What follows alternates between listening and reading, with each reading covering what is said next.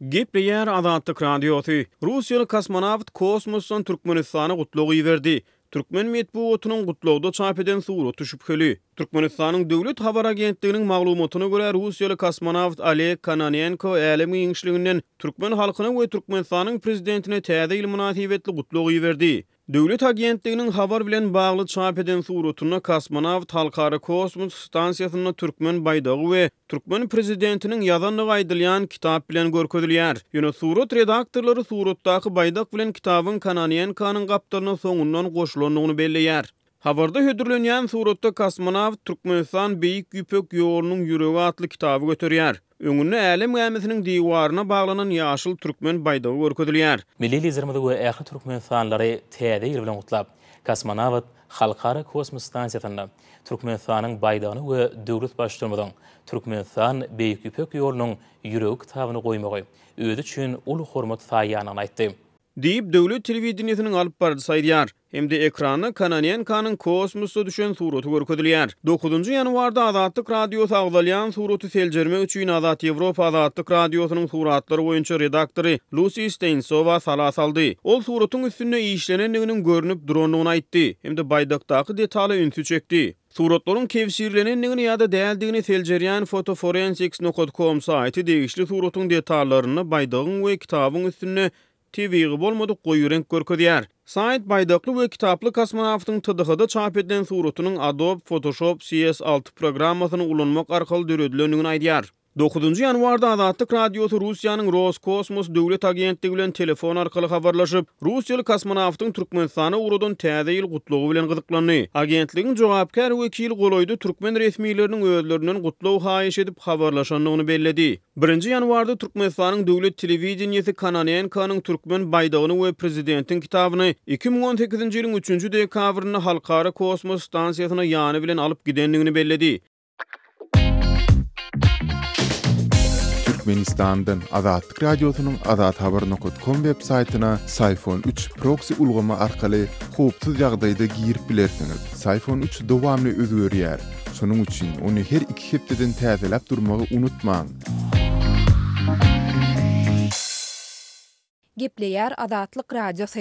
Habarlar günneligi gepleşigimizi dowam etdirýäris. Mikrofon öňünde siz bilen men Sehra. Lebap vilayatynyň Türkmenawat şäherinde etiň sowdasyna gözegçilik güýçlenip söwdegärlerden bahalary aşaklatmak talap edilýär. Bu barada Azatlyk Radiosynyň Türkmenawatda habarçylarynyň biri 9-njy ýanwarda habar berdi. Howpsuzlyk ýagdaýlary sebäpli anonim şertde habarlaşan habarçynyň tasdiklamagyna görä, şu günler şäheriň Daýhan bazaryna et satýan söwdegärleri ýurdun ýöri togullaklarynyň raýat egin eşigindäki işgärleri gözegçilik edýär. Bazarda et sowdasyny edýän söwdegärler etiň 1 kilogramyny 18 manada satmagy mejbur edilýär. Hakykatda etiň 1 kilogramynyň bahasy 30 manada barabar. Eger kimdir biri eti öz hakyky bahasyndan satjak bolsa, onu raýat eşigindäki ýöri togullaklaryň işgärleri olara problema döredýär. Gödökçüler destine söwdegäriň ýanyna baryp onu gorkuzyp başlaýar diýip habarçy gurrun berdi. Onuň sözlerine görä, käte ýöri togullaklaryň raýat eşigindäki işgärleri eti öz hakyky bahasyndan satjak bolan söwdegärleriň et önümlerini elinden alýarlar. Käbir söwdegärler bolsa bu ýagdaýdan para berip sıpýarlar. Bu göz örteli talaňçylyk galy bersede eti önümleri elinden alınan söwdegärlere 200 manatdan 1000 manada çenli pul jerimesi salynýar diýip habarçy belledi. Türkmenawatyň bazarynda eti arzan bahadan satmak boýunça edilýän bu talap sebäpli et söwdegärleriniň aglabasynyň öz işini besedendigine hem üns çekilýär. Häzir Daýhan bazaryň et satylýan tekçeleri boş diýen ýaly. Bazarda et söwdegärleriniň diňe 20% diýen ýaly işleýär diýip habarçy aýtdy. Azatlyň ýurdu içindäki habarçylar bilen söhbetde şolýan söwdegärler et önümlerini häkimetleriň kesýetlen bahasyndan satsalar, onu özleriniň peýda görmegiň deregine ziýan çekjekdiklerini aýdyp, bu talabyň ýurdun häzirki ykdysady ýagdaýyna gapma garşy gelýändigini belleýärler. Söwdegärler hususy eýçilikdäki mal ýa-da et söwdegärlerinden etiň 1 kilogramyny 27-28 manatdan satyn alýarlar. Ähli çykdyjylary nazara alynmazda 1 kilogram eti 30 manatdan satanymyzda da girdejimiz ujuýpsyzja bolýar. Ýöne eti 27-28 manatdan alıp onu 18 manatdan satsak onu biz dolluğuna ziyan çekýäris diýip Lewaply et söwdegäri anonim şertde Azatlyň habarçysyna gurrun berdi.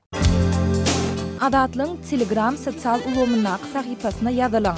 Bizi gözlew bölümine Azatlyk Radiosu ýazyp tapyp bilersiňiz.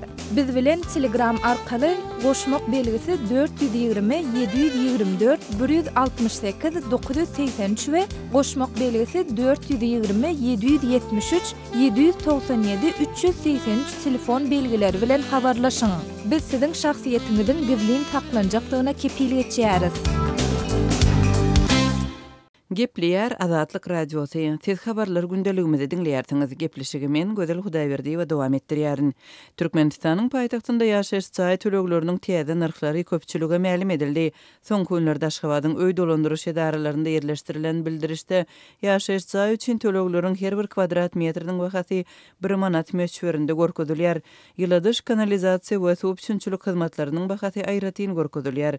Ýyladyş çaýyň 1 kvadrat metri üçin ýarym manat, suw 1 kubometri üçin ýarym manat we kanalizasiýa her aýda adam başyna 40 teňe meçberinde ketgitlenipdir. Munyň öňü tirasynda Azatlyň Aşgabatdaky habarçylary öý dolandyryş edarelerini işgärlerini we köçe süpürjüleriň parahat etrapçasynda jaýlara aýlanyp ýaşaýjylara tutuş ýylyň kommunal hyzmatlary üçin tölek kwitansiýalaryny bowşurýanlygyny habar berdi. Mundan da Aşgabatyň ýaşaýjylarynyň sözlerine görä şäher häkimetleri ýylatyň uzalky ýyllaryň kommunal hyzmatlary üçin bergilerini talap etmek boýunça çärelerini hem güýçlendiripdir. Meniň pensioner dinan tanışym täze ýylyň öň ýany ulun owatlar sebäpli suw üçin tölegini töläp bilmändi. Ol baranda ony 2018-nji ýylyň ýyladyş üçin 100 manat tölemäge mejbur etdiler. Ýogsa da onuň öýünde merkezleşdirilen ýyladyş üçin batareýa ýok diýip Aşgabatdaky habarçymyz aýdýar. Aşgabatda ýaşaýyş çaýlaryň gyşda ýyladylmagy ýaşaýjylaryň ençimesi üçin ýyllar boýy agyr mesele bolmagynda galýar. Ýaşaýyş çaýlarda ýyladyş sistemasy ýygyderli häsiýetde öçürilýär. Ýaşaýjylaryň sözlerine görä, umuman bu hyzmatyň hili pes köplenç batareýalar işlän wagtynda da çala ýyly bolýar. Üstesine ýaşaýyş çaýlarda merkezleşdirilen ýyladyş sistemasy göz öňünde tutulan hem bolsa, köp çaýlarda batareýalar ýok. 2019-njy ýylyň başyndan gazyň we suwuň narhlarynyň hem ketgitlenmegine garaşlypdy. 2018-nji ýylyň sentýabrynda Türkmenistanyň prezidenti Gurbanguly Berdimuhammedow ýylatyň indi has gowy ýaşaýanlygyny eglan etdi we kommunal hyzmatlaryna gaýtadan seretmegi tapşyryp, gaz, suw we tok üçin ýeňillikleri doly ýatyrmagy karar etdi.